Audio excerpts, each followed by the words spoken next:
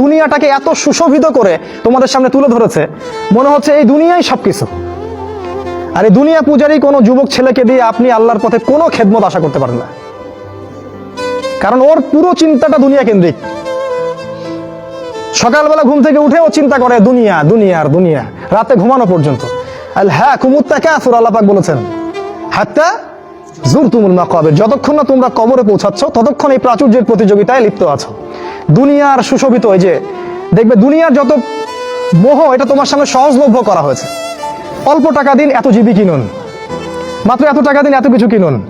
Phone করছে মেয়ে, আপনার সাথে রিসিভ করছে, মানে নারী, এই যে অনলাইন, এই যে ইন্টারনেট, পর্নোগ্রাফি, ব্লু ফিল্ম, হারাম অ্যাফেয়ার্স, এই যে বয়ফ্রেন্ড গার্লফ্রেন্ড, এগুলোকে আপনার সামনে এত সহজলভ্য করে দিয়েছে যে একটা যুবক ছেলে চাইলেই জেনা করতে পারে।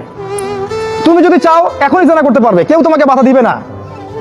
তোমার সামনে জেনাকে এত সহজ করা হয়েছে, তুমি চাইলে এখনই মদ খেতে পারবে, কেউ তোমাকে বাধা দিবে না।